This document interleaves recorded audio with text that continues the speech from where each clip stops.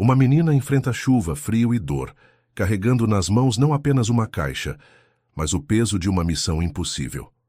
Naquelas folhas protegidas por sacolas, mora a chance de reescrever uma história. Do outro lado, um homem poderoso vive cercado de riquezas e de um passado que nunca conseguiu enterrar.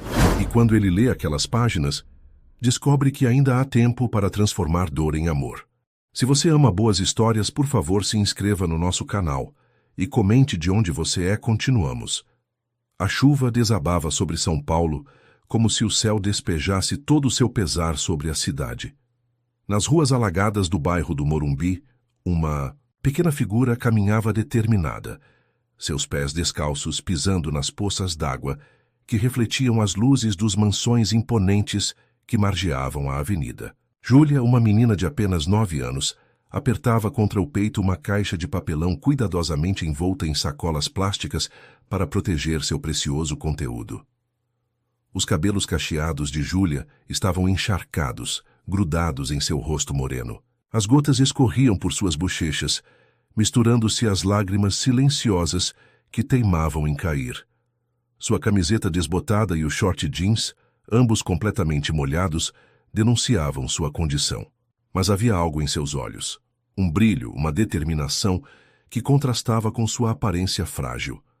Naquela caixa, aparentemente insignificante, Júlia carregava muito mais que papéis. Carregava a última esperança de uma mulher que conhecera dias atrás na comunidade do Paraisópolis, onde vivia com sua avó, Dona Conceição. Promete que vai entregar, menina. Promete que não vai desistir? A voz de Dona Rita, a mulher doente que lhe confiara a missão, ecoava em sua mente a cada passo dado. Júlia se lembrava perfeitamente do dia em que encontrou Dona Rita sentada no banco da pracinha, com o olhar perdido no horizonte, abraçada a esta mesma caixa. Curiosa como toda criança, aproximou-se e perguntou por que a senhora chorava. Foi então que conheceu uma história que mexeu profundamente com seu coração. Minha filha, às vezes a vida é dura demais com quem não merece, disse Dona Rita, passando a mão pelos cabelos da menina. 15 anos atrás, cometi o erro de acreditar em pessoas que não mereciam confiança. Acabei grávida, e quando contei ao meu pai, ele não acreditou na minha versão. Me expulsou de casa sem me deixar explicar. Nunca mais nos falamos. Naquele momento, Júlia sentiu uma conexão imediata com a história. Também ela conhecia o peso da ausência. Seu pai partira antes mesmo de seu nascimento, deixando-a aos cuidados da avó, já idosa e com saúde frágil. E o que tem na caixa? Dona Rita perguntou com os olhos fixos no objeto. A verdade, menina. Cartas que escrevi todos esses anos e nunca tive coragem de enviar. Exames que provam o que realmente aconteceu. Fotos do meu filho, Lucas, que está muito doente e precisa de um tratamento caro. E meu diagnóstico... A voz de Rita falhou. Não tenho muito tempo, Júlia. Preciso que meu pai saiba a verdade antes que seja tarde. E assim nasceu a missão. Júlia observou a rotina da mansão de Eduardo Almeida por 3 dias. Notou os horários dos seguranças, os momentos em que o portão principal se abria e as câmeras estrategicamente posicionadas. Percebeu que suas tentativas de se aproximar sempre terminavam com os seguranças a enxotando, tratando-a como mais uma menina de rua querendo esmolas. Mas hoje seria diferente. Apesar da chuva torrencial, ou talvez por causa dela, Júlia sabia que era sua chance. Os seguranças estariam menos atentos, mais preocupados em se proteger da tempestade. Ao se aproximar dos altos muros da mansão dos Almeida, Júlia sentiu o coração acelerar. O interfone estava ali, a poucos metros. Reunindo toda a sua coragem, correu até ele e apertou o botão insistentemente. Residência dos Almeida. Quem deseja? Respondeu uma voz feminina. Preciso falar com o senhor Eduardo Almeida. É urgente. Por favor, implorou Júlia com a voz trêmula. Ele não atende crianças pedintes. Vá embora ou chamarei a segurança, respondeu a voz, seca. Mas eu não estou pedindo nada. Tenho uma entrega importante, da parte de Dona Rita Almeida. Silêncio que se seguiu deu a Júlia um fio de esperança. mas logo foi quebrado. Rita Almeida não existe para esta família. Afaste-se ou serei obrigada a chamar os seguranças. Júlia recuou, desapontada, mas não derrotada. Observou o movimento no portão e notou que um carro luxuoso se aproximava. Era sua chance. Com a agilidade que só as crianças possuem, correu e se posicionou perto da entrada. Quando o portão começou a se abrir, Júlia avistou o motorista, um homem de meia idade com expressão séria. No banco de trás, um senhor de cabelos grisalhos e terno impecável olhava distraidamente para o celular. Era ele, Eduardo Almeida, o homem que abandonara a própria filha 15 anos atrás. O carro reduziu a velocidade para atravessar uma poça d'água. Era agora ou nunca. Júlia correu com todas as suas forças e, antes que os seguranças pudessem reagir, jogou a caixa pela janela entreaberta do carro, que caiu diretamente no colo de Eduardo. "Por favor, senhor, é da sua filha Rita", gritou, enquanto os seguranças já corriam em sua direção. Eduardo, assustado, olhou para a caixa em seu colo e depois para a menina que agora fugia dos seguranças. Algo, naquele nome, Rita, provocou uma reação instantânea. Um nome que ele tentara apagar de sua memória por 15 longos anos. "Pare o carro, Antônio", ordenou ao motorista. Enquanto isso, Júlia corria pelas ruas alagadas, seu coração batendo forte no peito. Não pela exaustão, mas pela sensação de dever cumprido. Sua promessa à dona Rita estava selada. O destino agora estava nas mãos daquele homem poderoso que segurava a caixa com expressão confusa. Do outro lado da cidade, em um pequeno quarto de hospital público, Rita Almeida segurava a mão de seu filho Lucas, um adolescente de 14 anos com feições pálidas. Ao lado da cama, uma série de equipamentos médicos denunciavam a gravidade de seu estado. "Mãe, você acha que a Júlia conseguiu?" perguntou o menino com voz fraca. Rita olhou pela janela do hospital observando a mesma chuva que encharcava Júlia. "Não sei, meu filho, mas se existe alguém capaz de fazer o impossível, é aquela menina." De volta ao Morumbi, Eduardo Almeida entrava em sua mansão carregando a caixa misteriosa. Por fora, era apenas papelão molhado e sacolas plásticas. Mas algo lhe dizia que dentro dela estava um pedaço de seu passado que ele tentara enterrar, mas que agora ressurgia, trazido pelas mãos pequenas e determinadas de uma criança desconhecida. Com as mãos trêmulas, ele depositou a caixa sobre a mesa de sua imponente sala de estar. Os empregados observavam curiosos, mas um gesto seu foi suficiente para que todos se retirassem, deixando-o sozinho com aquele objeto que, de alguma forma, já começava a mudar sua vida. Eduardo respirou fundo e desfez o nó das sacolas plásticas, que protegiam a caixa. O coração batia acelerado, como se já soubesse o que estava prestes a descobrir. Quando finalmente abriu a tampa, seus olhos pousaram sobre uma fotografia que fez seu mundo parar. Eduardo Almeida, 65 anos, era conhecido nos círculos empresariais de São Paulo como o Imperador. Dono de uma das maiores construtoras do Brasil, ele havia erguido seu império do zero, com determinação inabalável, e, segundo alguns, uma frieza calculista que espantava até os mais experientes do mercado.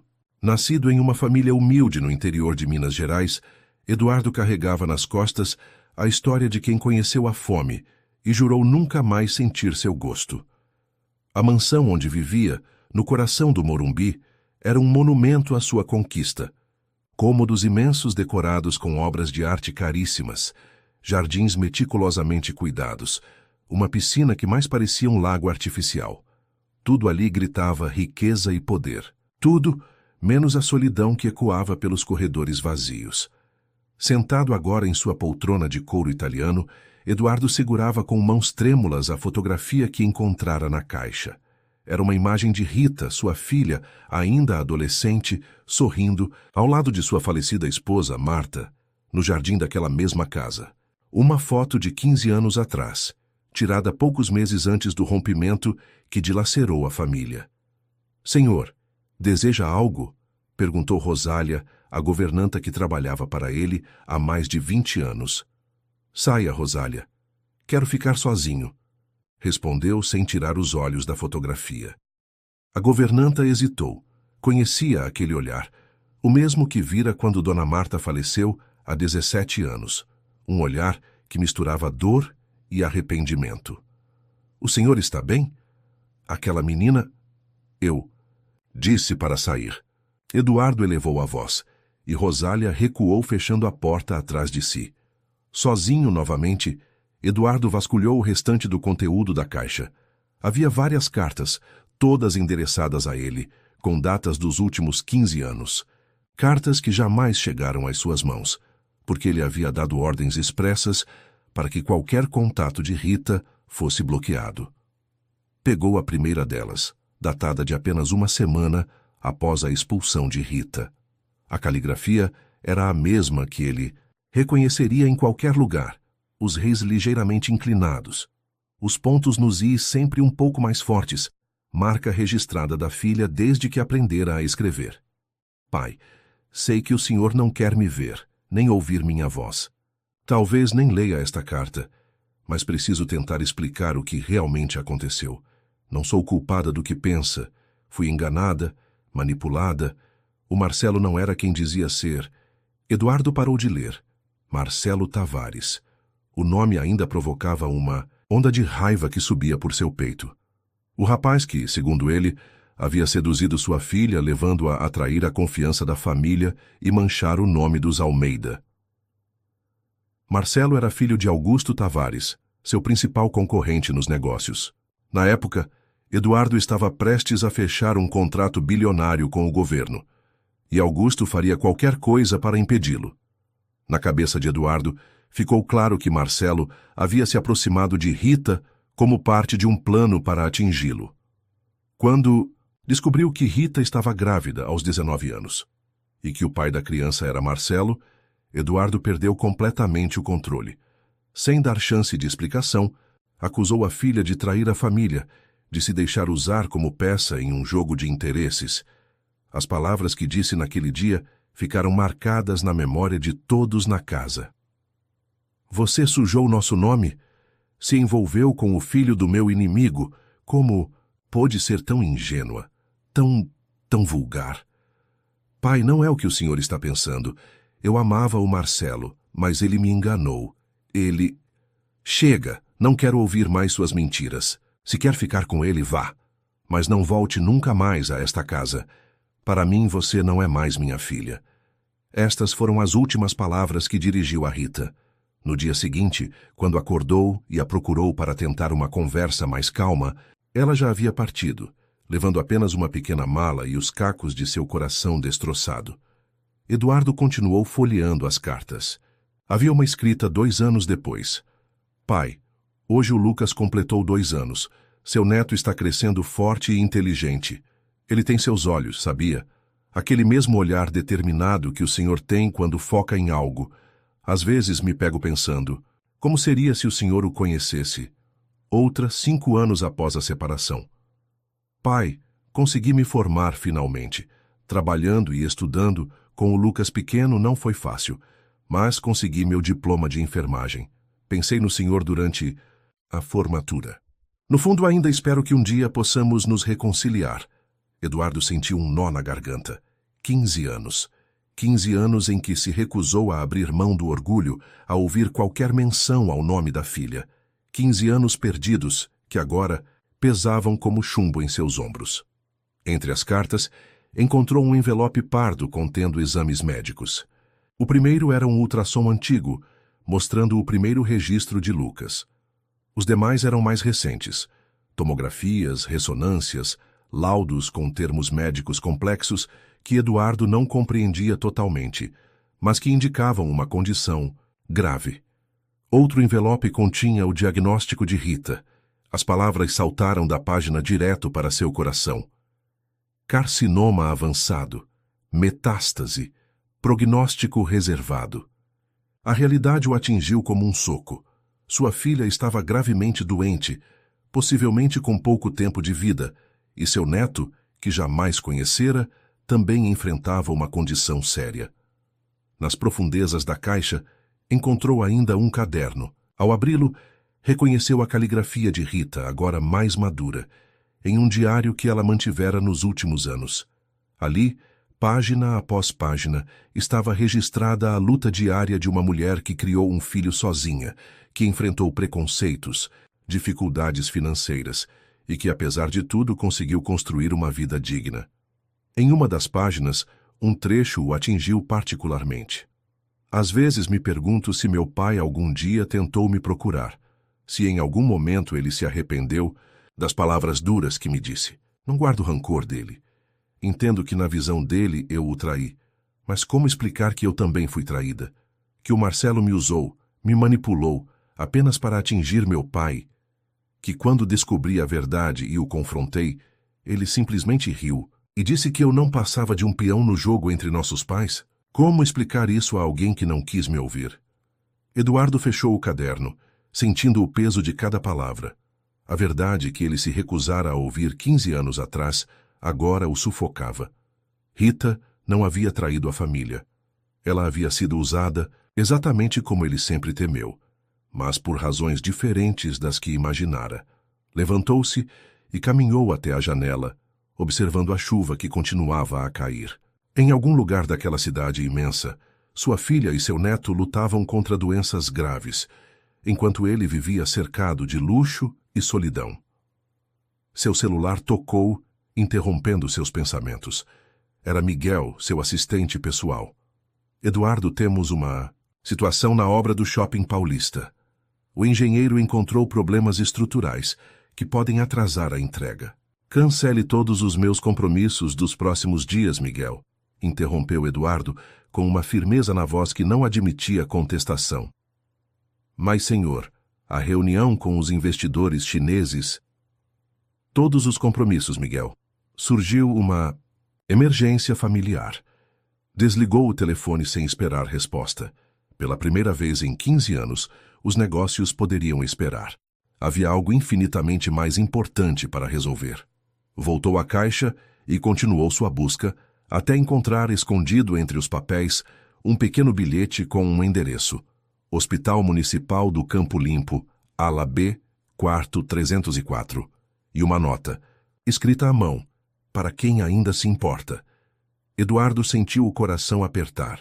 Campo Limpo, um distrito da periferia de São Paulo, tão distante de seu mundo quanto possível. Sua filha e seu neto estavam internados em um hospital público, provavelmente em condições precárias, enquanto ele poderia proporcionar o melhor tratamento do mundo.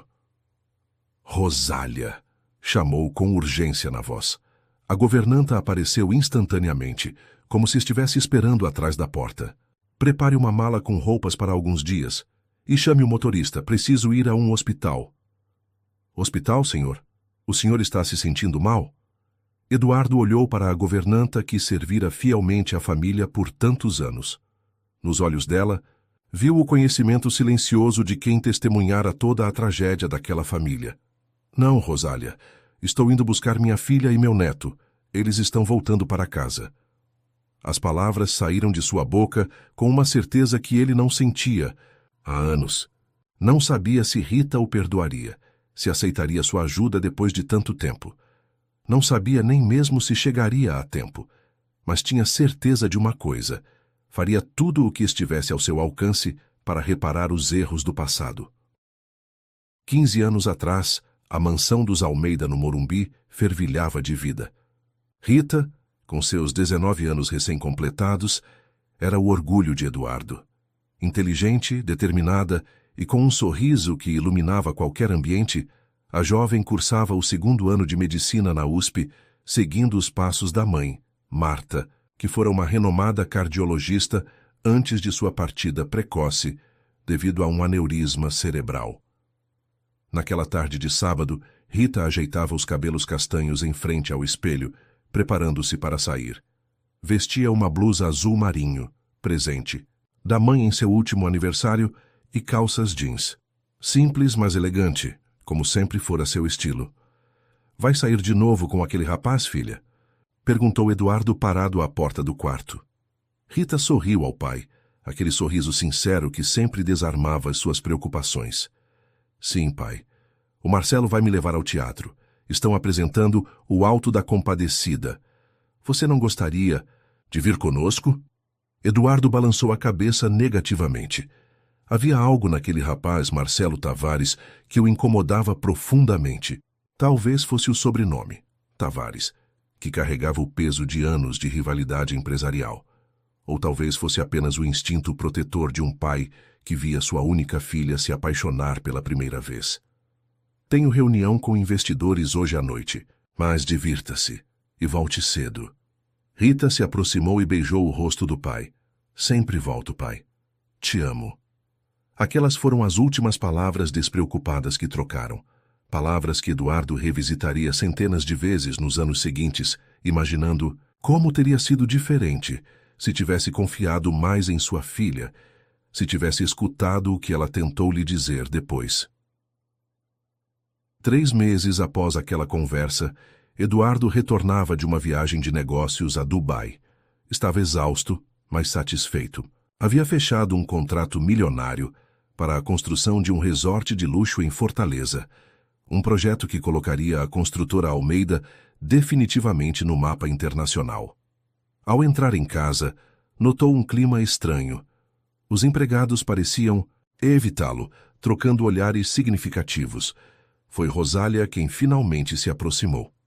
Senhor Eduardo, a menina Rita está no quarto dela. Ela precisa falar com o senhor urgentemente. Preocupado, Eduardo subiu imediatamente as escadas. Encontrou Rita sentada na beira da cama, o rosto marcado por lágrimas recentes. Quando ela levantou o olhar e o viu, algo em sua expressão mudou, uma mistura de alívio e medo que ele nunca havia visto antes. O que aconteceu, filha? Você está bem? Rita respirou fundo. Pai, eu preciso te contar uma coisa. É sobre o Marcelo.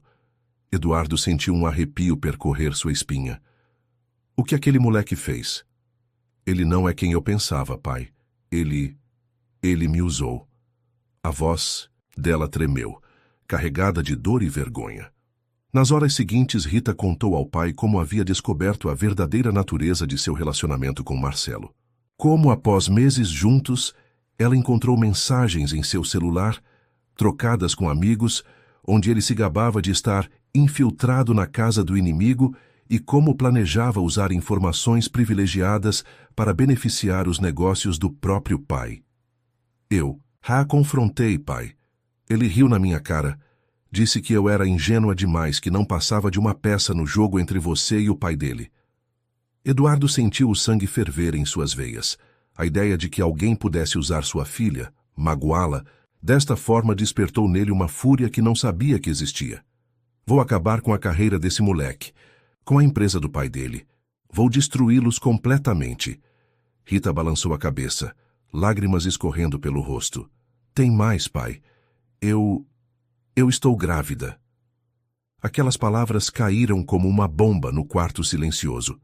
Eduardo sentiu como se o chão tivesse desaparecido sob seus pés. Sua mente imediatamente conectou os pontos de forma distorcida. Sua filha, grávida do filho de seu maior rival. Um plano perfeito para atingi-lo onde mais doeria, em sua família. Como pôde deixar isso acontecer? Como foi tão irresponsável? As palavras saíram mais duras do que pretendia. Pai, eu não sabia que ele estava me usando. Eu realmente o amava. Achei que ele também me amava. A voz de Rita era quase um sussurro. Mas Eduardo não estava mais ouvindo. Em sua cabeça tudo fazia sentido. Rita havia sido manipulada, sim, mas deveria ter percebido, deveria ter sido mais esperta. E agora, um Tavares cresceria com o sangue dos Almeida, uma mancha permanente em seu legado. Você vai resolver isso. Não podemos deixar que essa criança nasça. Rita olhou para o pai, incrédula. O quê? Não, pai. Eu vou ter esse bebê. Não importa como foi concebido, é meu filho. É filho de um Tavares. É parte de uma conspiração para nos destruir. É um ser inocente. Não tem culpa de nada. A discussão escalou rapidamente. Palavras duras foram trocadas. Eduardo, cego pela raiva e pelo orgulho ferido, disse coisas que jamais poderia retirar.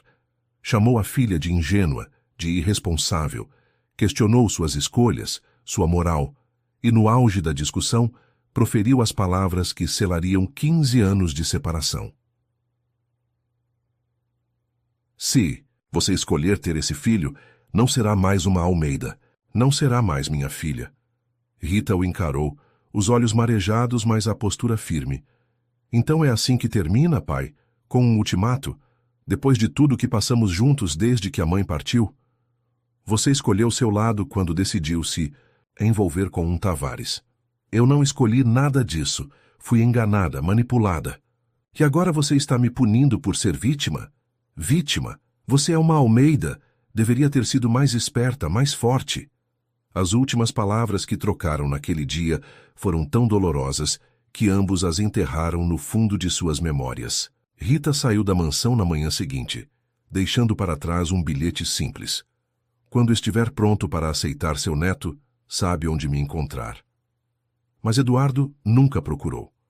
O orgulho, esse conselheiro traiçoeiro, sussurrava constantemente em seu ouvido que estava certo, que havia sido traído, que sua filha havia escolhido os Tavares em vez da própria família. Nos meses que se seguiram, Eduardo mergulhou no trabalho como nunca antes, expandiu a construtora, fechou contratos internacionais, multiplicou sua fortuna.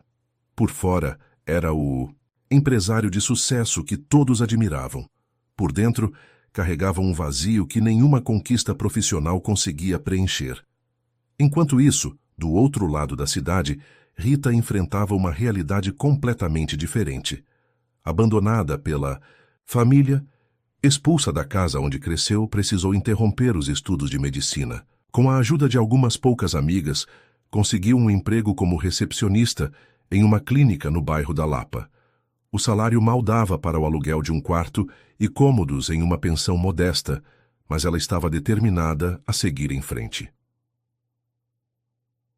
Quando Lucas nasceu em uma madrugada chuvosa de setembro, Rita estava sozinha no hospital público.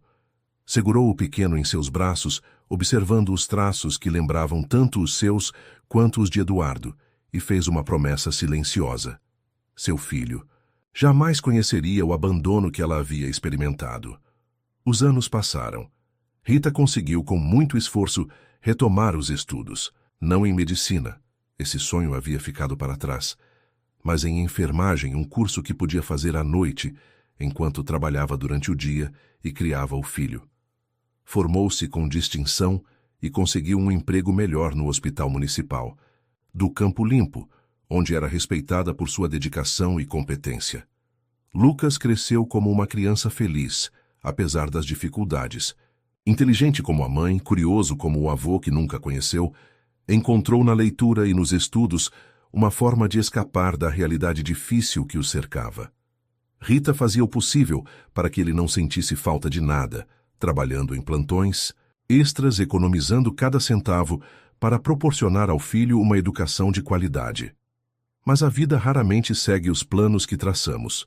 Quando Lucas completou 13 anos, começou a apresentar sintomas estranhos: cansaço extremo, dores nas articulações, manchas na pele. Os médicos do posto de saúde inicialmente diagnosticaram como uma infecção viral, depois como estresse, até que um hemograma completo revelou a terrível verdade.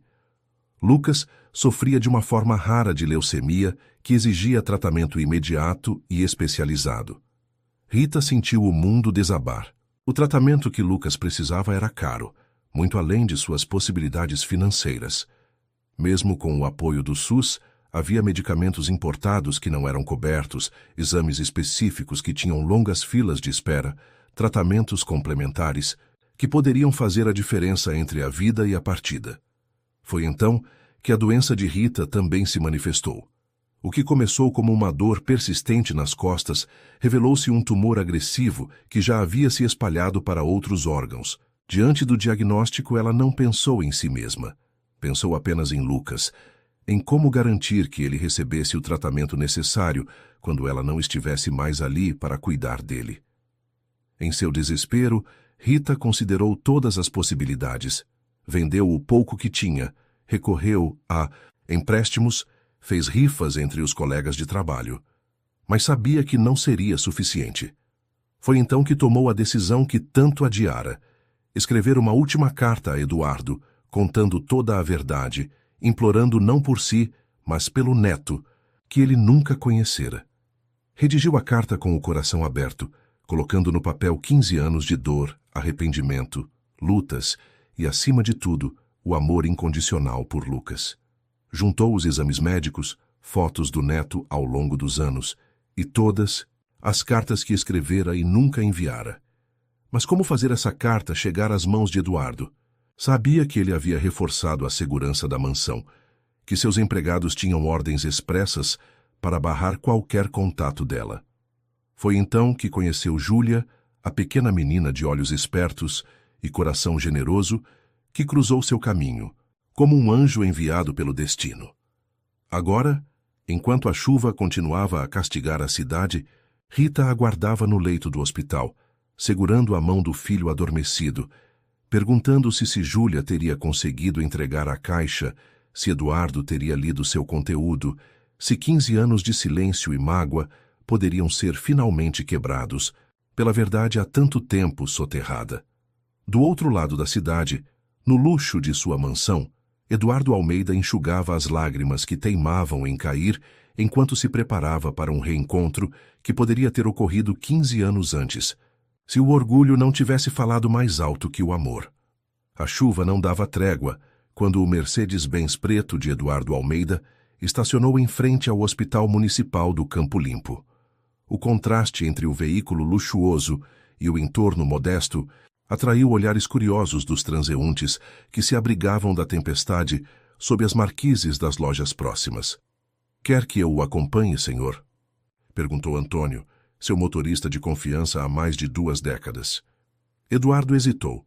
Uma parte dele queria dizer sim, ter alguém ao seu lado naquele momento difícil, mas sabia que este era um caminho que precisava percorrer sozinho. "Não, Antônio. Espere aqui. Não sei quanto tempo vou demorar." Saiu do carro segurando um guarda-chuva preto, mas mesmo assim sentiu respingos molharem seu terno italiano. Sob o braço, carregava a caixa que Júlia havia entregado, agora cuidadosamente fechada novamente. Queria que Rita visse que ele a recebera intacta, que havia lido cada palavra, visto cada foto, sentido cada emoção que ela quis transmitir. O interior do hospital era um mundo diferente do que Eduardo estava acostumado. Corredores apertados, paredes com pintura descascada, luzes fluorescentes que piscavam intermitentemente. O cheiro de desinfetante misturado com comida de hospital invadiu suas narinas. Pessoas aglomeradas em bancos de plástico aguardavam atendimento, algumas com expressões de dor, outras apenas exaustas. Na recepção, uma atendente de meia-idade o olhou com curiosidade. Não era todo dia que um senhor vestindo Armani aparecia naquele hospital. "Boa tarde. Estou procurando o quarto 304. "Alabê." A mulher consultou o sistema. "O senhor é parente do paciente?" Eduardo sentiu um nó na garganta. Sou o pai de Rita Almeida e avô de Lucas." As palavras soaram estranhas em seus lábios. Pai, avô, títulos que havia abdicado por orgulho e que agora tentava reivindicar novamente. "Ah, sim, Dona Rita é nossa colega, sabe? Trabalhava aqui como enfermeira antes de adoecer. Uma profissional incrível." Eduardo assentiu, sentindo o peso daquelas palavras. Sua filha havia construído uma vida, uma carreira, uma reputação, tudo sem seu apoio ou conhecimento. A ala B fica no 3º andar. O elevador está funcionando hoje. Pode usar. Enquanto subia no elevador antigo, que se movia com lentidão, preocupante, Eduardo tentava organizar os pensamentos. O que diria a Rita depois de 15 anos? Como olharia nos olhos do neto que nunca conheceu? Que palavras poderiam começar a reparar tanto tempo perdido? O corredor da ala B era mais silencioso. Uma enfermeira de aparência cansada o abordou. "Posso ajudar, senhor?" "Estou procurando o quarto 304, Rita e Lucas Almeida." O rosto da enfermeira se iluminou com um sorriso triste. "O senhor deve ser o pai da Rita. Ela comentou que o senhor viria." Eduardo franziu o senho, confuso. Ela sabia que eu viria? Não com certeza, mas tinha esperança. Disse que se um milagre acontecesse, o Senhor apareceria. A enfermeira fez uma pausa. Ela nunca perdeu a fé no Senhor, sabia? Mesmo depois de tanto tempo. Estas palavras atingiram Eduardo como um soco no estômago. Enquanto ele passara 15 anos alimentando o ressentimento, sua filha mantivera viva a esperança de reconciliação. É logo ali. A enfermeira apontou para uma porta no final do corredor. Eles estão acordados. O Lucas teve um bom dia hoje. Eduardo agradeceu e caminhou lentamente até a porta. Parou em frente a ela, a mão suspensa no ar, incapaz de bater. Do outro lado daquela porta estava um mundo que ele havia rejeitado, pessoas que havia magoado profundamente, uma família que poderia ter sido sua se não fosse por seu orgulho cego. Finalmente, reuniu coragem e bateu suavemente. "Pode entrar", respondeu uma voz feminina, fraca, mas decidida. Eduardo abriu a porta devagar. O quarto era pequeno, com 2 camas. Na primeira, um adolescente magro de cabelos escuros estava sentado folheando um livro. Na segunda, uma mulher de aparência frágil, com os mesmos cabelos castanhos que Eduardo lembrava, mas agora muito mais curtos. Quando Rita ergueu os olhos e viu quem estava na porta, seu rosto empalideceu ainda mais. O livro que o menino segurava caiu no chão. "Pai?", sussurrou Rita como se não acreditasse no que via. Eduardo permaneceu imóvel, absorvendo a cena à sua frente. Rita estava tão diferente e, ao mesmo tempo, tão igual à menina que ele expulsara de casa. Havia linhas de expressão em seu rosto, uma maturidade adquirida à força nos olhos, mas o sorriso, aquele sorriso que tanto lembrava Marta, continuava o mesmo. E Lucas? Eduardo sentiu o coração acelerar ao olhar para o neto. O menino era a imagem viva de Rita, na mesma idade, com os mesmos olhos expressivos, o mesmo queixo determinado. Mas havia algo mais. Traços que Eduardo reconhecia de seus próprios álbuns de família da sua juventude. "Rita, a caixa." As palavras falharam. Eduardo, o homem eloquente que comandava reuniões com dezenas de executivos, não conseguia formar uma frase coerente. "Você veio", disse Rita, lágrimas escorrendo por seu rosto. "Você realmente veio." Eduardo deu alguns passos hesitantes para dentro do quarto, segurando a caixa contra o peito como um escudo. Uma menina a entregou. Júlia, acho que é o nome dela. "Júlia conseguiu", sussurrou Rita, olhando para Lucas, com um sorriso cúmplice. "Eu disse que ela conseguiria." Um silêncio pesado pairou sobre o quarto. Lucas olhava de Rita para Eduardo, os olhos arregalados, cheios de perguntas não pronunciadas. "Mãe?" Finalmente falou o menino, a voz alternando entre grave e aguda, típica de um adolescente. "É ele mesmo? O vovô?" "Vovô." A palavra atingiu Eduardo com força. Este menino, que nunca vira pessoalmente, que conhecia apenas pelas fotos na caixa, o chamava de vovô. "Sim, filho", respondeu Rita sem desviar os olhos de Eduardo. "Este é seu avô, Eduardo Almeida." Eduardo deu mais alguns passos, depositando a caixa aos pés da cama de Rita. Então, fez algo que surpreendeu até a si mesmo. Ajoelhou-se no chão do hospital, segurando a mão frágil de sua filha. "Me perdoa", disse a voz embargada. "Por favor, Rita, me perdoa por tudo." Rita olhou para a mão de seu pai segurando a sua, aquela mesma mão que um dia apontara para a porta, ordenando que saísse da casa. Agora tremia, suplicante. "Eu li tudo", continuou Eduardo. "As cartas, o diário, vi os exames, entendi o que realmente aconteceu com Marcelo. Como pude ser tão cego? Como pude não enxergar que você era a vítima?" "Isso não importa mais, pai", respondeu Rita, apertando levemente a mão dele. "O que importa é que você está aqui, agora." "Importa sim", insistiu Eduardo. 15 anos, Rita. 15 anos que poderíamos ter estado juntos, que eu poderia ter conhecido meu neto, visto você se formar, ajudado vocês. Rita silenciou o pai, colocando a mão livre sobre seus lábios, como fazia quando criança. "O passado não volta, pai, mas o futuro ainda está à nossa frente."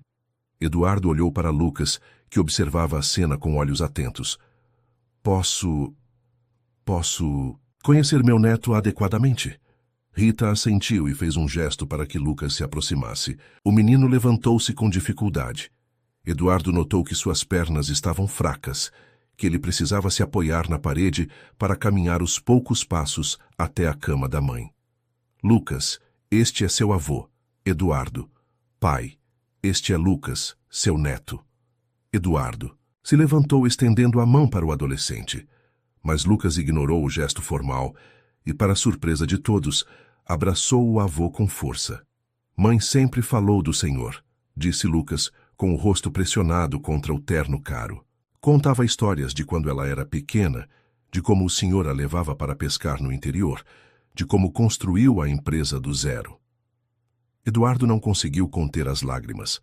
Abraçou o neto de volta, sentindo o corpo frágil do menino, percebendo como a doença havia consumido suas forças. Ela nunca falou mal de mim. Depois de tudo o que fiz. Lucas se afastou um pouco, olhando para o avô com expressão séria. Ela disse que o senhor cometeu um erro, mas que todos cometem erros. Disse que o importante é aprender com eles e seguir em frente. Eduardo olhou para Rita com admiração. Sua filha havia ensinado ao filho uma lição de perdão que ele próprio jamais conseguira aprender.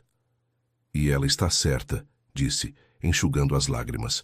Mas alguns erros podem e devem ser corrigidos. Olhou seriamente para Rita e Lucas. Vim levá-los para casa, para tratar vocês dois nos melhores hospitais com os melhores médicos. Rita balançou a cabeça, um sorriso triste nos lábios. Pai, entenda uma coisa.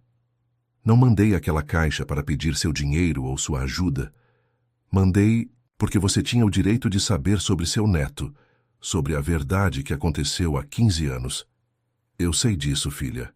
Conheço você bem o suficiente para saber que não faria isso por interesse.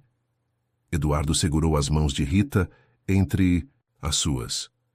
Mas eu quero ajudar. Preciso ajudar. Não por obrigação, mas porque vocês são minha família. Minha única família. Lucas, que havia voltado a sentar-se na beira da cama da mãe, interveio. Mãe, por favor, você sempre me ensinou a não ser orgulhoso demais para aceitar ajuda quando precisamos. Rita olhou para o filho, depois para o pai, ponderando. Eduardo, podia ver a luta interna em seus olhos, a mulher independente que construíra uma vida sozinha, versus a mãe que faria qualquer coisa pelo bem-estar do filho. Tem uma condição, disse finalmente. Qualquer coisa, respondeu Eduardo prontamente. Precisamos encontrar Júlia. Aquela menina arriscou muito para entregar a caixa. Ela vive em condições terríveis, pai. Cuida sozinha da avó doente, mal tem o que comer.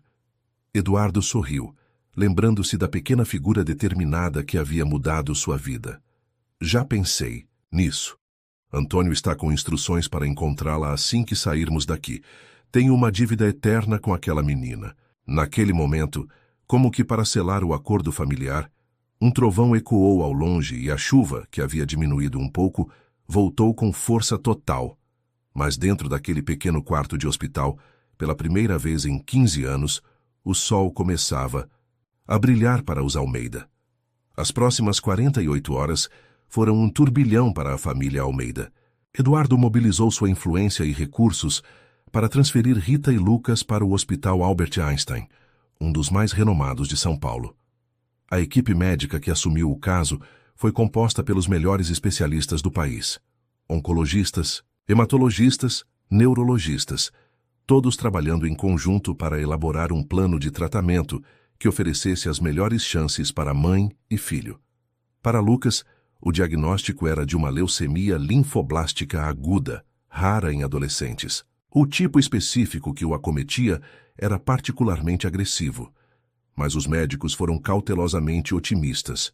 Com o tratamento adequado, as chances de recuperação eram reais. Para Rita, no entanto, o prognóstico era mais reservado. O câncer estava em estágio avançado, tendo se espalhado para vários órgãos. A equipe médica foi honesta. O tratamento seria difícil, doloroso e sem garantias. Eduardo, sentado na sala de espera enquanto os médicos realizavam mais exames, sentia o peso de cada palavra do diagnóstico. 15 anos perdidos. 15 anos, em que poderia ter estado ao lado da filha, acompanhando sua saúde, notando sintomas precoces, talvez evitando que a doença chegasse a esse estágio avançado. Senhor Almeida. A voz de Antônio, seu motorista, interrompeu seus pensamentos sombrios. Alguma novidade sobre a menina, Antônio? Sim, senhor. Encontramos o endereço dela. Fica na comunidade de Paraisópolis, não muito longe da sua mansão, na verdade. Eduardo sentiu uma pontada de ironia. Tão perto e tão longe ao mesmo tempo, uma metáfora perfeita para a distância que ele mesmo criara entre sua família. E como é a situação lá? Antônio hesitou, escolhendo as palavras. Difícil, senhor. A casa, bem, é mais um barraco. Sem água encanada regularmente. Instalação elétrica precária. A avó da menina está acamada. Pelo que os vizinhos contaram, Júlia cuida de tudo sozinha desde que a mãe foi embora, há 2 anos. Eduardo fechou os olhos tentando imaginar aquela pequena menina determinada, a mesma que enfrentara a chuva, os seguranças e todos os obstáculos para entregar a caixa que reuniu sua família, vivendo em tais condições, carregando um fardo tão pesado para alguém tão jovem. Você conseguiu falar com ela? Não, senhor. Ela não estava em casa quando chegamos. A vizinha que cuida da avó quando Júlia sai disse que ela foi ao centro da cidade, provavelmente trabalhando como vendedora ambulante de balas. Deixei 2 homens lá, aguardando o retorno dela. Eduardo assentiu. Assim que os médicos terminarem os exames, quero que me leve até lá. Enquanto isso, no quarto de hospital agora luxuoso, Lucas olhava pela janela ampla que oferecia uma vista panorâmica da cidade. Nunca havia estado num lugar assim. Um quarto individual com televisão de tela plana, sofá para visitantes, banheiro privativo com ducha aquecida. Era como estar em um hotel 5 estrelas, não em um hospital. Ao seu lado, a cama de Rita havia sido temporariamente deixada vazia enquanto ela realizava uma bateria de exames. Lucas sentia um misto de emoções. Alívio por finalmente terem acesso ao tratamento adequado, esperança de que ambos pudessem se recuperar. Mas também uma estranha culpa por desfrutar de tanto conforto, sabendo que Júlia, a quem devia tanto, continuava em condições precárias. Com licença, Lucas. Uma enfermeira de uniforme, impecável, entrou no quarto. Hora dos remédios. Lucas observou as pílulas coloridas na bandeja. Há apenas 3 dias, no hospital municipal, os remédios chegavam com atraso. Muitas vezes faltavam, e ele precisava esperar horas na fila para receber tratamento. Agora tudo vinha até ele pontualmente em doses exatas. Como está minha mãe? Perguntou após engolir os comprimidos. Ela está bem. Os exames são cansativos, mas necessários para definir o melhor tratamento. A enfermeira sorriu anotando algo no prontuário. Seu avô está cuidando de tudo. Ele parece se importar muito com vocês. Lucas assentiu, pensativo. Ele acabou de nos conhecer, sabia? Nunca tinha me visto antes. A enfermeira pareceu surpresa, mas manteve o profissionalismo. Bem, às vezes a vida nos dá segundas chances, e seu avô parece determinado a não desperdiçar a dele. Depois que a enfermeira saiu, Lucas voltou a olhar pela janela.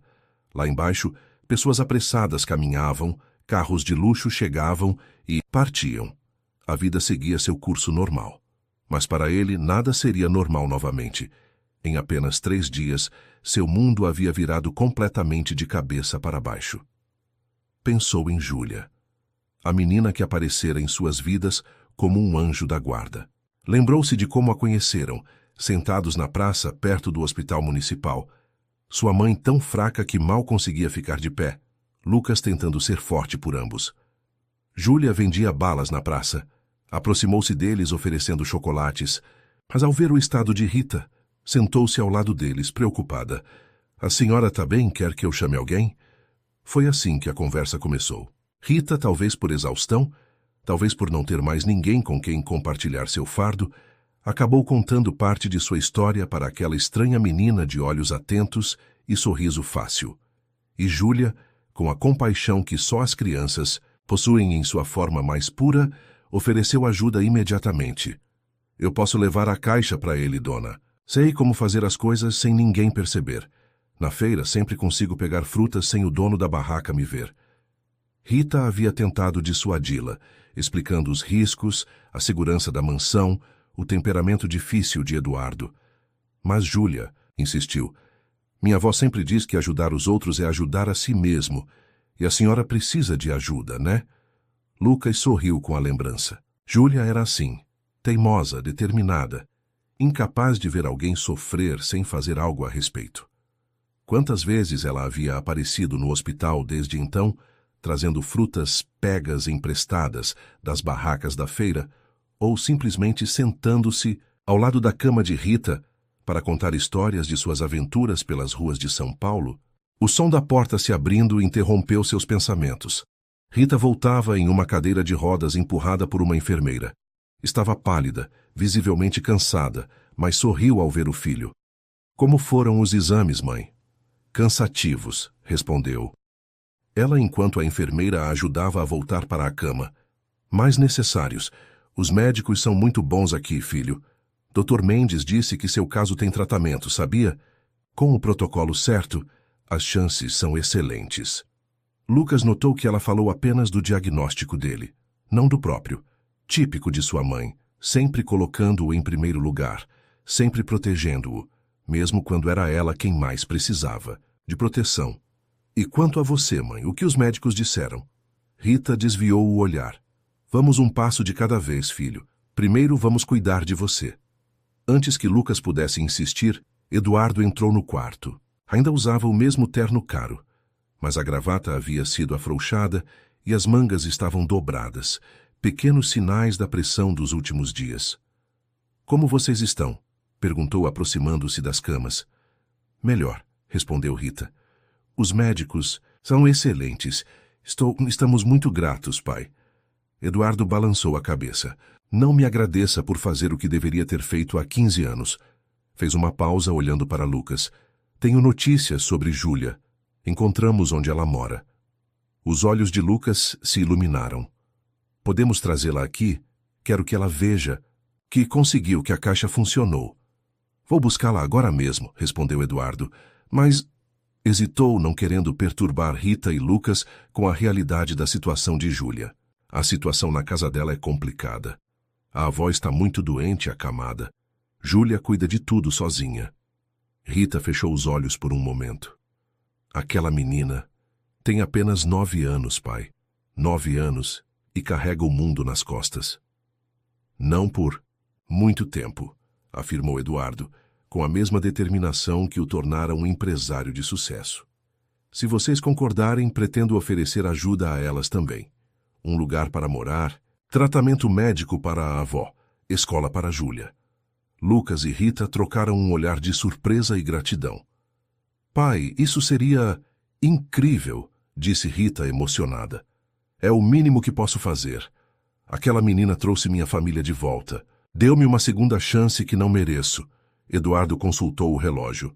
Preciso ir agora. Os médicos disseram que vocês precisam descansar, e eu prometi não demorar.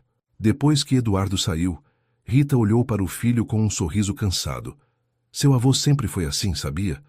Por trás daquela fachada de homem duro, existe um coração enorme. Foi assim que sua avó Marta se apaixonou por ele. Lucas sorriu. De volta. Acho que agora entendo por que você nunca desistiu dele, mesmo depois de tudo. Família é família, filho. Não importa o que aconteça. No carro a caminho de Paraisópolis, Eduardo olhava pela janela, observando a transformação gradual da paisagem urbana. Os prédios luxuosos do Morumbi davam lugar a construções mais simples, até que, finalmente, entraram na comunidade. Um labirinto de vielas estreitas, casas construídas umas sobre as outras, fios elétricos entrelaçados, formando uma teia caótica sobre suas cabeças. É aqui, senhor, disse Antônio, parando o carro na entrada de uma viela tão estreita que o veículo não conseguiria passar. Precisamos continuar a pé. Eduardo desceu do carro imediatamente, atraindo olhares curiosos dos moradores. Não era comum ver um senhor de terno caminhando por aquelas ruas. Seguindo Antônio, Eduardo sentiu o impacto da realidade que o cercava. Crianças descalças brincavam em meio a poças d'água suja. Idosos sentavam-se em cadeiras improvisadas nas portas de casas precariamente construídas. Jovens os observavam com olhares desconfiados. É aquela casa azul, senhor, apontou Antônio. Casa era um eufemismo generoso. O que Eduardo viu foi uma construção de tijolos aparentes, parcialmente coberta por uma lona azul desbotada, com uma porta de madeira compensada mal ajustada à entrada. As janelas eram pequenas, sem vidros, cobertas apenas por pedaços de papelão para proteger o interior das intempéries. Júlia voltou? Perguntou Eduardo a um dos seguranças que havia deixado de plantão. Ainda não, senhor, mas a vizinha que cuida da avó está lá dentro. Disse que Júlia costuma voltar antes do anoitecer. Eduardo consultou o relógio. Já passava das 6 da tarde. O céu começava a escurecer e a ideia de uma criança de 9 anos andando, sozinha pelas ruas de São Paulo naquele horário, fez seu coração apertar. Vou entrar e falar com essa vizinha. A casa por dentro era ainda mais impactante. Um cômodo único servia como sala, cozinha e quarto. No canto, em uma cama improvisada, com paletes, uma senhora idosa, extremamente magra, estava deitada. O chão de cimento era irregular. A instalação elétrica consistia em um único fio que alimentava uma lâmpada pendurada no centro do teto. Não havia banheiro dentro da casa. Provavelmente compartilhavam um com outros moradores da viela. Ao lado da senhora na cama estava uma mulher de meia idade, com expressão cansada, mas gentil. Boa tarde, cumprimentou Eduardo. Meu nome é Eduardo Almeida. Estou procurando por Júlia. A mulher o olhou com desconfiança. O que o senhor quer com ela? É assistente social? Porque, se for, já digo que a menina cuida muito bem da avó. Não tem necessidade de levar ela para abrigo nenhum. Não sou assistente social, explicou Eduardo. Júlia me ajudou com algo muito importante. Quero retribuir, ajudar ela e a avó. A expressão da mulher suavizou um pouco. Ah, então o senhor é o tal milionário? Júlia comentou que tinha uma missão importante para cumprir. Falou de uma caixa que precisava entregar a um homem rico. Eduardo assentiu. Essa caixa mudou minha vida, reuniu minha família, e agora quero ajudar Júlia. A senhora na cama moveu-se ligeiramente, tentando falar. A vizinha se inclinou para ouvir e depois se voltou para Eduardo. Dona Conceição quer saber se a filha dela está bem. Rita, acho que é o nome. Eduardo sentiu o coração parar por um segundo. Rita? Rita Almeida é filha de Dona Conceição? A confusão estava estampada no rosto da vizinha. Não, senhor. Rita é a mãe de Júlia. Foi embora há 2 anos. Deixou a menina com a avó. Disse que ia trabalhar no Rio, que mandaria dinheiro, mas nunca mais deu notícias. Eduardo sentiu o mundo girar ao seu redor. Não era possível. Não podia ser coincidência. Sua mente correu tentando conectar os pontos. Uma Rita que precisava de ajuda, uma caixa para entregar, uma menina chamada Júlia. Essa Rita, como ela é? Fisicamente, quero dizer. A vizinha deu de ombros. Morena, magra, cabelo cacheado, não muito alta. Não era a descrição da sua Rita. Sua filha era alta, com cabelos lisos castanhos. Mas então, a porta da casa se abriu nesse momento e Júlia entrou, carregando uma pequena sacola plástica. Ao ver Eduardo, seus olhos se arregalaram em reconhecimento e um sorriso iluminou seu rosto cansado. O senhor veio. O senhor leu a caixa da dona Rita. Naquele instante, Eduardo entendeu. Não era uma coincidência. Era algo muito mais profundo. Júlia não tinha entregado a caixa apenas por bondade, ou por um senso abstrato de dever. Ela o fizera porque, de alguma forma, viu na história de Rita e Lucas um reflexo da sua própria história, de abandono, de luta, de uma criança forçada a crescer rápido demais. Júlia! Eduardo não conseguiu conter o sorriso ao ver a menina. Por um momento esqueceu-se do ambiente precário, da confusão sobre a identidade de Rita, de tudo. Ali estava a pequena heroína que havia mudado o curso de sua vida. Júlia largou a sacola que carregava e correu até ele, parando a poucos passos de distância, como se subitamente lembrasse que estava diante de um estranho poderoso. O senhor recebeu a caixa? Leu as cartas da dona Rita? Conheceu o Lucas? As perguntas saíam em disparada, os olhos brilhando de expectativa. Eduardo se ajoelhou para ficar na altura da menina, ignorando o fato de que seu terno italiano de R$ 5.000 agora tocava o chão de cimento bruto. Sim, Júlia. Recebi a caixa, li tudo, e conheci minha filha e meu neto. E tudo isso graças a você. O sorriso da menina iluminou o ambiente sombrio. Eu sabia que ia dar certo. Dona Rita ficou bem? E o Lucas? Vai fazer o tratamento caro? Sim, os dois estão no hospital agora, recebendo o melhor tratamento possível. E sabem o que mais? Eles querem muito te ver, te agradecer pessoalmente. Júlia bateu palmas empolgada. Então, como se lembrasse de suas responsabilidades, virou-se para a avó acamada. Vovó, a missão deu certo. A dona Rita e o Lucas vão ficar bem. A idosa esboçou um sorriso fraco, estendendo a mão trêmula em direção à neta. Júlia correu para segurar a mão da avó, murmurando palavras de conforto. Eduardo observou a cena com o coração apertado.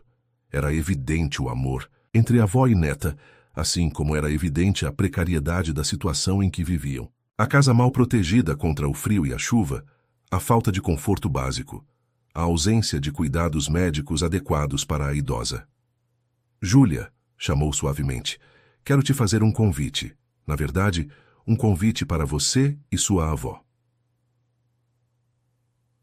A menina olhou para ele curiosa, ainda segurando a mão da senhora. Quero oferecer um lugar melhor para vocês morarem. Um lugar onde sua avó possa receber tratamento médico adequado e onde você possa estudar, brincar, ser criança. Os olhos de Júlia se arregalaram, uma mistura de esperança e desconfiança. Aos 9 anos, ela já havia aprendido que ofertas muito boas geralmente vinham com um preço alto. Mas a gente não tem dinheiro para pagar aluguel de lugar bom, moço. Eduardo sorriu, tocado pela preocupação tão adulta vinda de alguém tão jovem. Não precisam pagar nada, Júlia. É um agradecimento pelo que você fez por minha família. Vocês podem morar em uma das casas que tenho, perto da minha mansão. Vai ter médicos para cuidar da sua avó e você vai poder ir para uma boa escola. A vizinha que observava a conversa calada até então interferiu. Moço, desculpe a intromissão, mas isso é muito estranho. O senhor aparece do nada querendo levar a menina e a avó. Como sabemos que suas intenções são boas? Era uma preocupação válida, Eduardo. Reconheceu. Em um mundo onde crianças desaparecem todos os dias, onde os poderosos frequentemente abusam dos vulneráveis, a desconfiança era não apenas compreensível, mas necessária. A senhora tem toda a razão, concordou. Não devem confiar em mim, assim de imediato. Tirou do bolso um cartão de visitas e entregou à mulher. Este é meu nome, minha empresa. A senhora pode pesquisar sobre mim, verificar que sou quem digo ser. Além disso, sugiro que amanhã vocês venham comigo visitar Rita e Lucas no hospital. Assim, poderão confirmar a história por vocês mesmos. A vizinha examinou o cartão com atenção. Eduardo Almeida, da construtora Almeida, o dono daqueles prédios luxuosos no centro. Eduardo assentiu. A mulher pareceu impressionada, mas ainda cautelosa. E o que acontece com a Júlia se a mãe dela voltar? Rita disse que ia voltar um dia. A pergunta pegou Eduardo de surpresa. Em meio à confusão e emoção, havia se esquecido momentaneamente deste detalhe crucial. Júlia tinha uma mãe, em algum lugar, que poderia um dia reclamar a filha. Júlia, que até então acompanhava a conversa em silêncio, falou com uma maturidade que partiu o coração de Eduardo. Minha mãe não vai voltar, dona Cleide. Já faz 2 anos. Se ela quisesse voltar, já tinha voltado. O tom resignado vindo de uma criança tão pequena causou um nó na garganta de Eduardo. Quantas vezes sua própria filha, Rita, teria expressado a mesma desesperança durante os 15 anos de separação? Júlia disse suavemente. Às vezes as pessoas se afastam não porque querem, mas porque acham que é o melhor para quem amam. Talvez sua mãe pense que você está melhor sem ela. Como o senhor pensou da sua filha? Perguntou Júlia, com aquela sinceridade direta que só as crianças possuem. A pergunta atingiu Eduardo como um soco no estômago. Sim, admitiu após um momento. Como eu pensei, e estava completamente errado. Um silêncio pesado caiu sobre o pequeno cômodo, quebrado apenas pelo som da respiração difícil de Dona Conceição. Se a mãe da Júlia voltar, disse finalmente Eduardo, ela será bem-vinda também. Não estou tentando substituir ninguém ou separar famílias, pelo contrário. Só quero ajudar como vocês me ajudaram. Júlia trocou um olhar com a avó, como se buscasse aprovação. A senhora Frágil fez um pequeno gesto afirmativo com a cabeça. A gente aceita, decidiu Júlia. Mas primeiro quero ver a dona Rita e o Lucas, para ter certeza que eles estão mesmo bem. Eduardo sorriu admirando a prudência da menina. Combinado. Amanhã cedo venho buscá-las e vamos todos ao hospital. Depois, se ainda quiserem, mostro a casa onde poderão morar. Quando Eduardo finalmente deixou a comunidade, já era noite. No carro, a caminho de volta ao hospital, refletia sobre os eventos extraordinários dos últimos dias.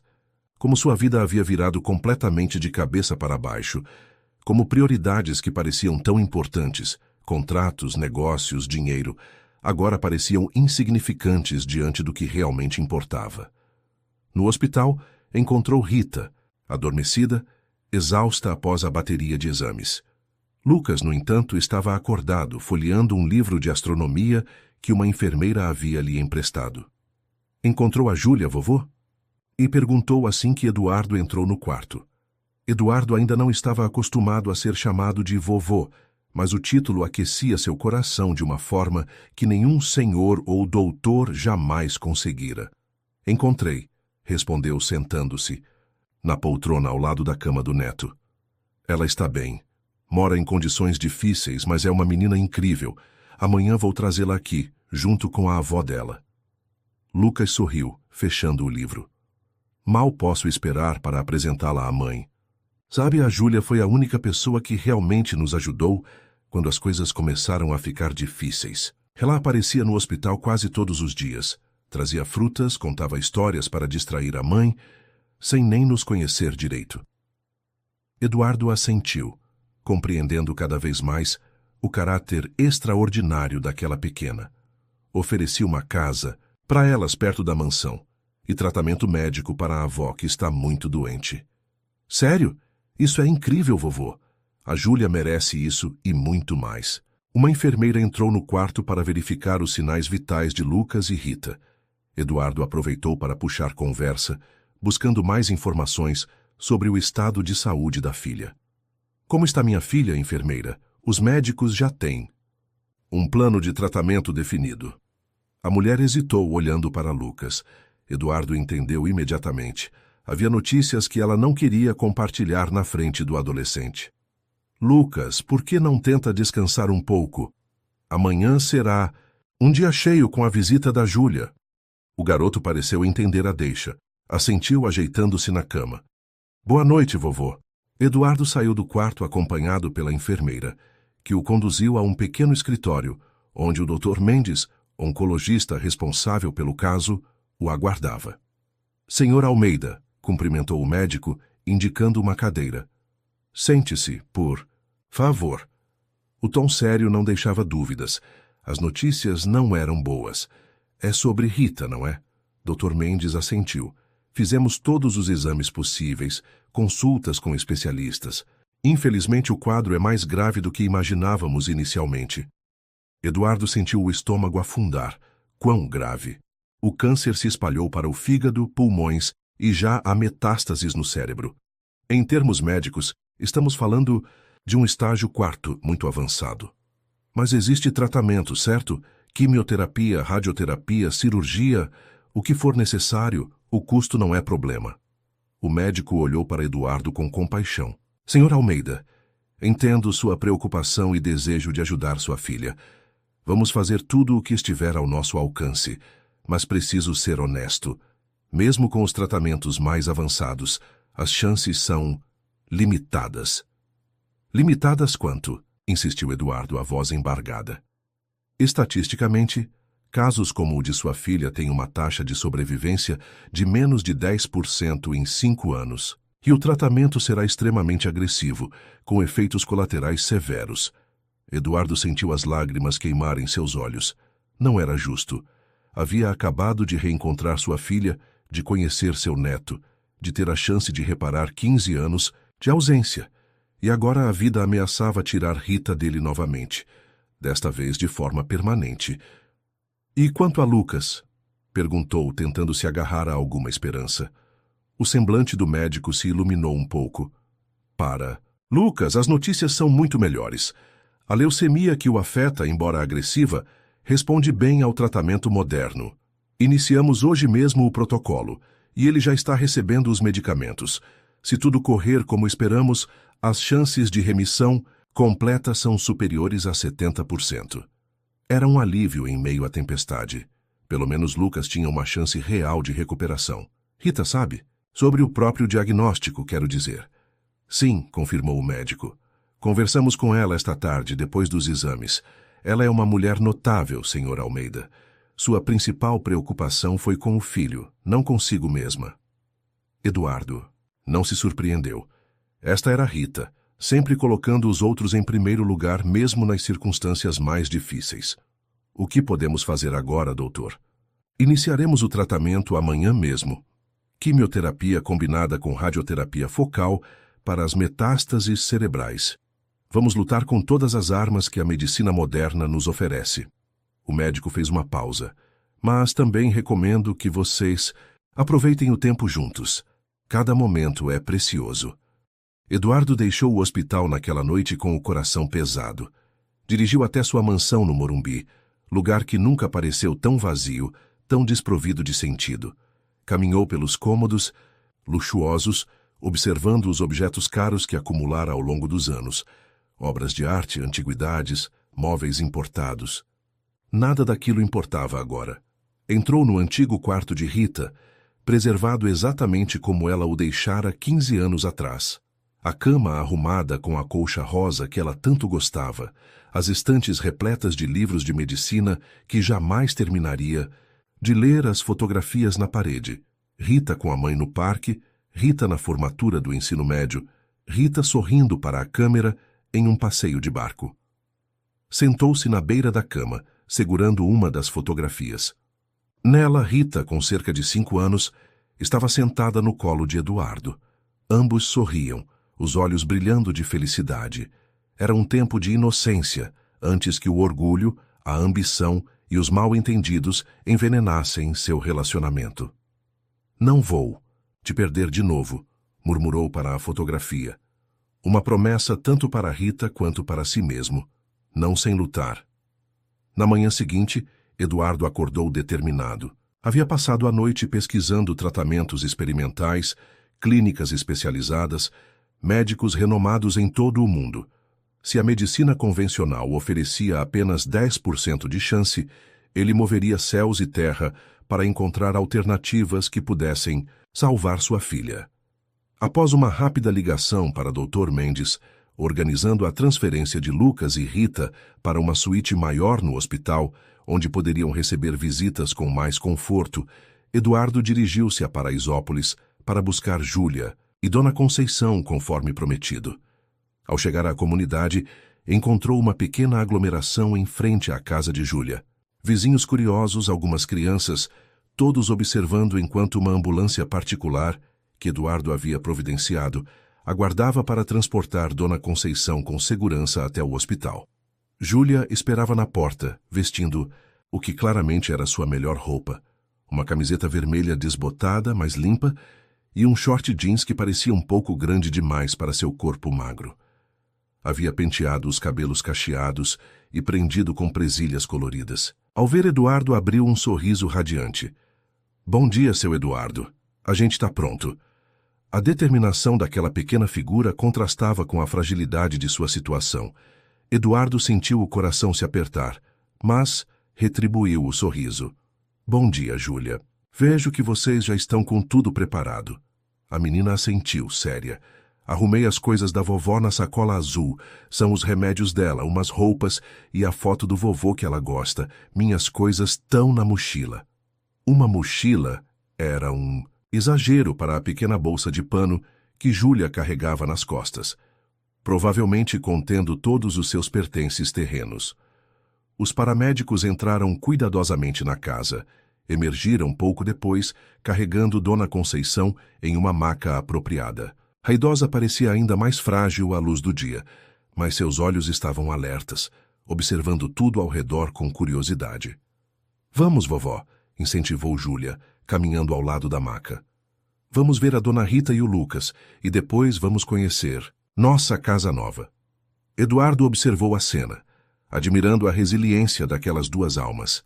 Avó e neta, unidas pelo amor e pela adversidade, enfrentando juntas os desafios que a vida lhes impunha. De repente, sentiu-se estranhamente conectado a elas, não apenas pela gratidão que sentia por Júlia, mas por algo mais profundo, uma espécie de reconhecimento mútuo de dor e esperança.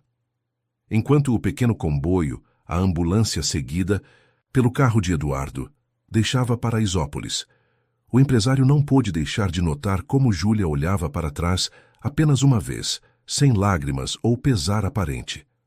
Como se soubesse instintivamente que aquele não era um fim, mas um começo.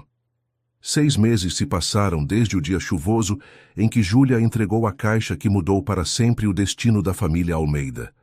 6 meses de intensas transformações, de lutas diárias, de pequenas vitórias e grandes desafios.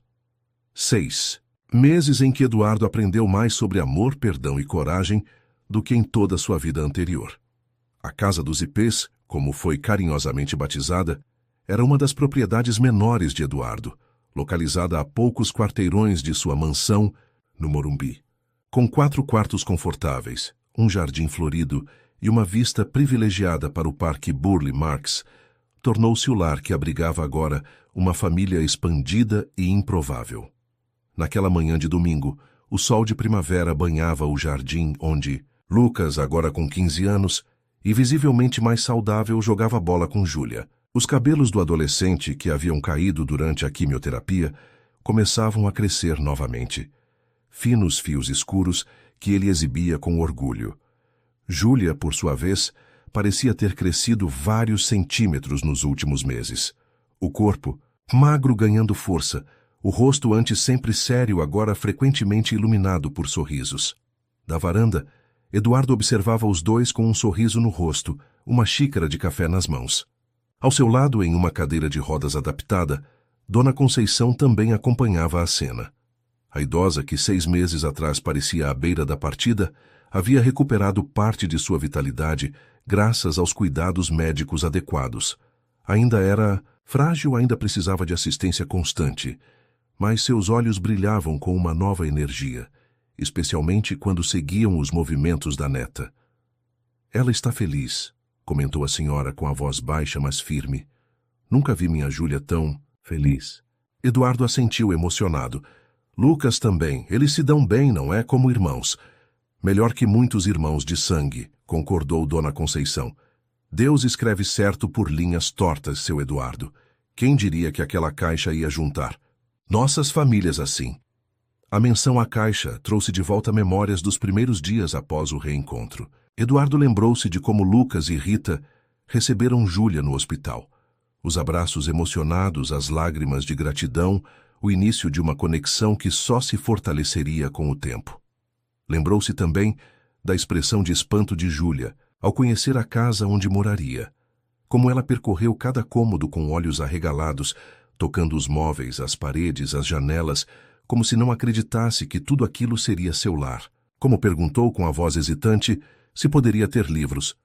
Muitos livros para estudar e ficar inteligente que nem o Lucas, e como chorou de alegria quando Eduardo a levou a uma livraria e disse que ela poderia escolher quantos quisesse.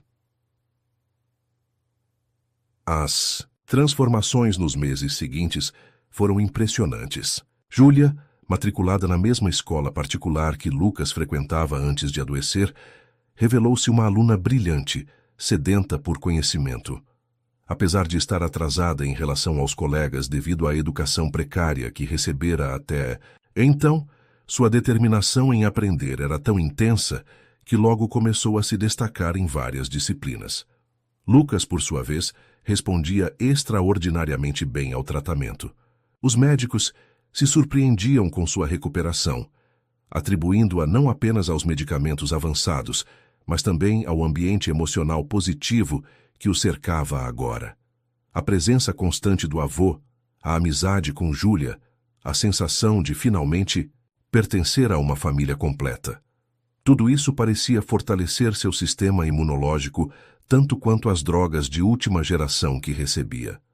Eduardo foi arrancado de suas reflexões pela chegada de Rosália, a governanta que trazia uma bandeja com sucos frescos para as crianças. "O senhor quer que eu leve para eles?" perguntou. "Não, Rosália, eu mesmo levo", respondeu Eduardo levantando-se. "Aproveito para ver como está a Rita." Rita, o nome, que ainda provocava uma mistura de alegria e dor no coração de Eduardo. Sua filha estava travando a batalha mais difícil de todas, contra um inimigo implacável que avançava apesar de todos os esforços da medicina moderna. Deixou a varanda e entrou na casa, dirigindo-se primeiro à cozinha para pegar a bandeja de sucos. Em seguida, passou pelo quarto de Rita, onde a porta entreaberta permitia ver a silhueta da enfermeira Tatiana ajustando o soro no suporte ao lado da cama. Rita havia insistido em deixar o hospital há 2 meses, quando ficou claro que os tratamentos convencionais não estavam surtindo o efeito esperado. "Se meu tempo é limitado", disse ela com uma serenidade que deixou Eduardo em lágrimas, "quero passá-lo em casa, com minha família, não em um quarto de hospital." Eduardo contratou então uma equipe de enfermagem para cuidados domiciliares 24 horas. Transformou um dos quartos da casa dos IPs em uma mini UTI e trouxe para casa todos os equipamentos necessários para garantir o conforto e a segurança de Rita. Dr. Mendes, o oncologista, vinha 3 vezes por semana para avaliações e um novo tratamento experimental vindo da Suíça havia sido iniciado há 3 semanas. Tatiana notou Eduardo parado à porta e sorriu, fazendo sinal para que entrasse. "Ela está acordada", sussurrou a enfermeira. "Teve uma boa noite." Eduardo entrou no quarto silenciosamente. Rita estava recostada em travesseiros, o olhar voltado para a janela que dava para o jardim, observando Lucas e Júlia brincarem. Ao perceber a presença do pai, virou-se com um sorriso fraco, mas genuíno. "Bom dia, pai." "Bom dia, filha. Como se sente hoje?" Era uma pergunta rotineira, quase ritual entre eles. Ambos sabiam que a resposta honesta seria mal, com dor, cansada, mas Rita sempre encontrava algo positivo para dizer. "Melhor, a nova medicação parece estar ajudando com as dores, e ver o Lucas brincando assim não tem preço." Eduardo puxou uma cadeira e sentou-se ao lado da cama, segurando a mão frágil da filha. Mesmo debilitada pela doença, Rita mantinha uma força interior que ele admirava profundamente. Nunca se queixava, nunca deixava transparecer o medo que, certamente sentia, sempre colocava o bem-estar dos outros, especialmente Lucas, acima do próprio conforto. "Já falou com o Dr. Mendes hoje?" perguntou Rita, ajeitando-se nos travesseiros. Eduardo assentiu. "Ele ligou cedo. Os resultados dos últimos exames chegaram, e há sinais de que o tumor cerebral diminuiu um pouco de tamanho." Os olhos de Rita se iluminaram com uma esperança cautelosa. "Verdade?" "Sim. Ele disse que é um bom sinal, mas que precisamos aguardar mais algumas semanas para confirmar se o tratamento está realmente funcionando." Rita apertou a mão do pai, a voz subitamente embargada. "Sabe, pai, não é que eu tenha medo de partir. Já fiz as pazes com essa possibilidade. O que me preocupa é deixar o Lucas." "Você não vai deixar ninguém", respondeu Eduardo com uma firmeza que não sentia realmente. "Vai ver seu filho crescer, formar-se, realizar todos os sonhos dele." Rita sorriu tocada pela convicção do pai. "Se depender da sua força de vontade, eu sei que sim. Nunca vi ninguém tão determinado quanto você nesses últimos meses." Era verdade. Desde o diagnóstico de Rita, Eduardo havia praticamente abandonado os negócios nas mãos de seus diretores, dedicando-se exclusivamente a encontrar tratamentos, médicos, alternativas que pudessem salvar a filha. Viajou para os Estados Unidos, Europa, Japão, consultou especialistas, financiou pesquisas, moveu todas as montanhas que o dinheiro e a influência podiam mover. Vou levar esses sucos para as crianças, disse Eduardo, levantando-se. Você quer alguma coisa? Estou pensando em fazer um churrasco mais tarde, aproveitar esse dia bonito. Quero sim, respondeu Rita, surpreendendo-o. Nos últimos tempos, ela mal conseguia se alimentar, o estômago sensível rejeitando quase tudo. Quero sentar à mesa com vocês, no jardim, como uma família normal. O pedido simples atingiu Eduardo como uma flecha. Uma família normal. Algo que eles poderiam ter sido durante todos aqueles 15 anos perdidos. Vou providenciar tudo, prometeu, inclinando-se para beijar a testa da filha. Será o melhor churrasco que esta família já viu. Saiu do quarto com o coração pesado, mas determinado a realizar o desejo de Rita. No jardim, encontrou Lucas e Júlia sentados na grama, conversando animadamente. Sucos para os atletas, anunciou colocando a bandeja no banco próximo. Obrigado, vovô, exclamou Lucas, levantando-se para pegar os copos. Como está a mãe hoje? Bem, tão bem que pediu para fazermos um churrasco todos juntos aqui no jardim. Os olhos de Lucas brilharam. Sério? Ela vai conseguir comer? Vamos ver. Mas o importante é estarmos todos juntos, não é? Júlia, que bebia seu suco em silêncio, observava a conversa com aqueles olhos perspicazes que pareciam enxergar, além do que era dito. Seu Eduardo, chamou com sua voz infantil, mas séria. A dona Rita vai ficar boa, né? A pergunta direta, tão típica de Júlia, pegou Eduardo desprevenido. Ele hesitou, olhando para Lucas, que aguardava a resposta com o mesmo interesse ansioso. Estamos fazendo tudo o que é possível, Júlia. Os médicos, os remédios, e a Rita é muito forte. Júlia assentiu, pensativa. Sabia que eu rezo para ela todas as noites? A vovó me ensinou. Ela diz que Deus escuta mais as crianças. Lucas sorriu, passando o braço pelos ombros da menina. Então continue rezando, Ju. Não custa nada, né? Eduardo observou os dois com emoção. Como era possível que, em meio a tanta dor e incerteza, essas crianças conseguissem manter a esperança, a fé, a capacidade de encontrar alegria nos pequenos momentos? Vou preparar tudo para o churrasco, anunciou, tentando manter a voz firme. Lucas, você pode me ajudar a tirar a mesa e as cadeiras para o jardim? E Júlia, que tal colher algumas flores para decorar a mesa? Rita adora margaridas, e elas estão lindas nesta época do ano. As crianças concordaram entusiasticamente, felizes por poderem ajudar. Eduardo os observou se afastarem, Lucas em direção à garagem onde guardavam os móveis de jardim e Júlia para o canteiro de flores no mimimento-se fundo do terreno. Foi então que notou uma figura desconhecida parada no portão da casa. Uma mulher de aparência cansada, cabelos cacheados presos em um coque desleixado, roupas simples mas limpas. Parecia hesitante, como se não soubesse se deveria tocar a campainha ou ir embora. Intrigado, Eduardo se aproximou do portão. À medida que diminuía a distância, algo na postura da mulher, na forma como inclinava ligeiramente a cabeça, começou a lhe parecer estranhamente familiar. Posso ajudar? Perguntou ao chegar perto o suficiente. A mulher se sobressaltou como se estivesse perdida em pensamentos. Quando seus olhos encontraram os de Eduardo, ele viu neles o mesmo olhar, determinado, inteligente, ligeiramente desconfiado, que via todos os dias nos olhos de Júlia. Eu estou procurando minha filha, disse a mulher, a voz trêmula. Júlia e minha mãe, Conceição, me disseram que elas estão morando aqui. Eduardo sentiu o mundo girar ao seu redor. Era ela, Rita, a mãe de Júlia, a mulher que abandonara a filha e a mãe idosa 2 anos atrás. Ela havia voltado, exatamente como Júlia, em seu coração de criança. Sempre esperara secretamente. Você é Rita? Perguntou, apenas para confirmar o que já sabia. A mulher assentiu, os olhos subitamente marejados. Sim, e o senhor é? Eduardo Almeida. Júlia e sua mãe estão morando aqui, sim. Estão bem, seguras. O alívio no rosto da mulher era palpável, mas logo deu lugar a uma expressão de ansiedade. Posso vê-las? Eduardo hesitou. Parte dele queria proteger Júlia de mais um possível abandono. A menina finalmente encontrara estabilidade, segurança, uma nova família que a amava. E se esta mulher aparecesse apenas para desaparecer novamente, deixando um novo rastro de dor?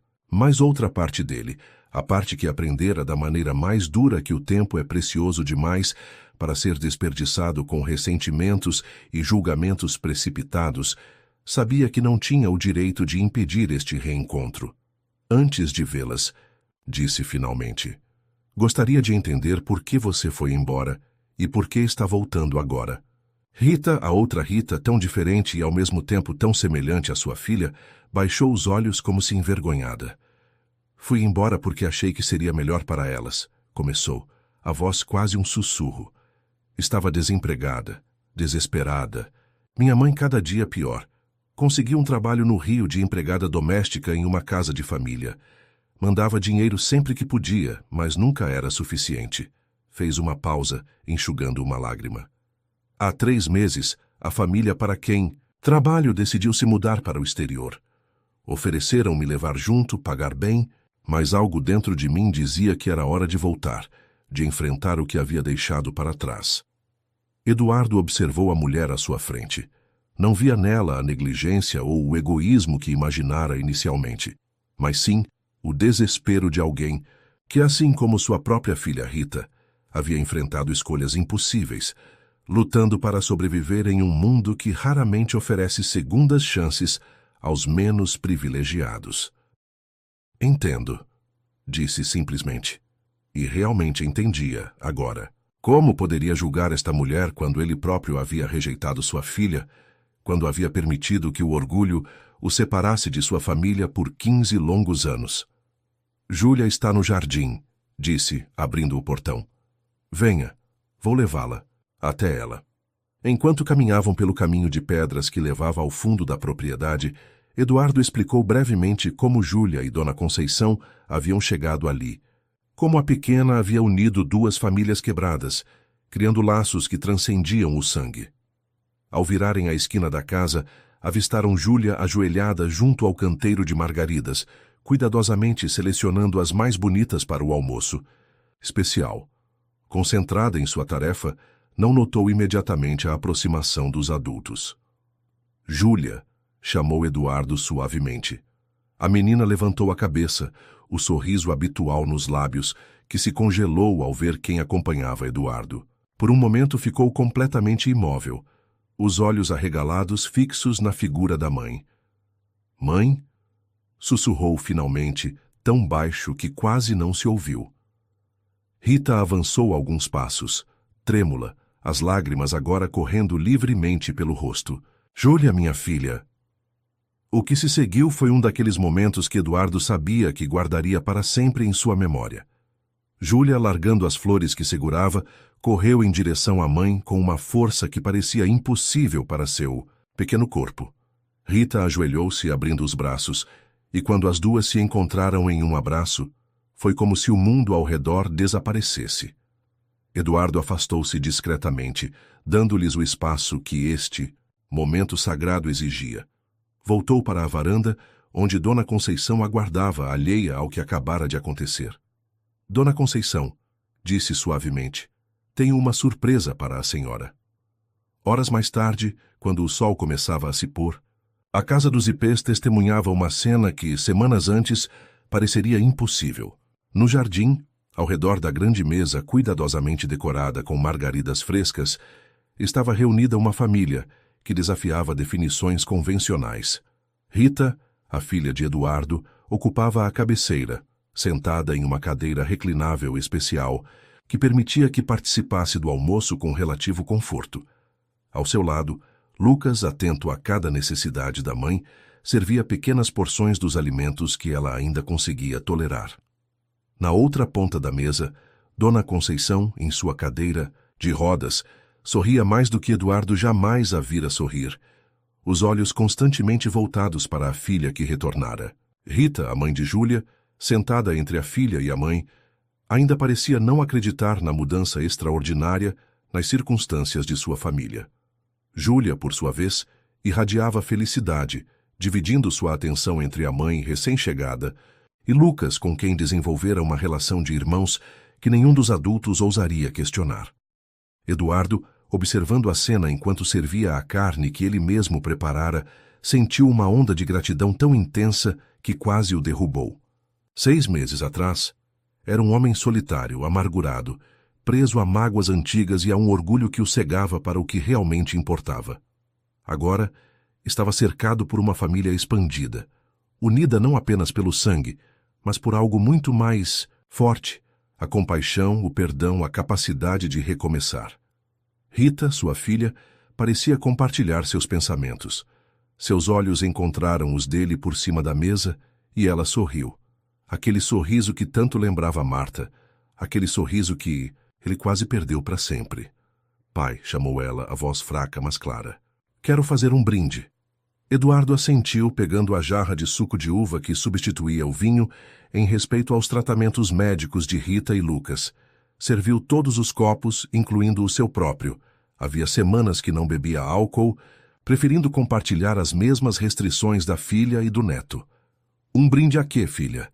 Rita olhou ao redor da mesa, seus olhos pousando em cada rosto, como se quisesse memorizar aquele momento perfeito. Aos recomeços, disse finalmente. Às segundas chances. As caixas entregues por anjos de 9 anos em dias chuvosos. Júlia sorriu, corando ligeiramente diante da referência. Aos recomeços, repetiram todos, erguendo seus copos.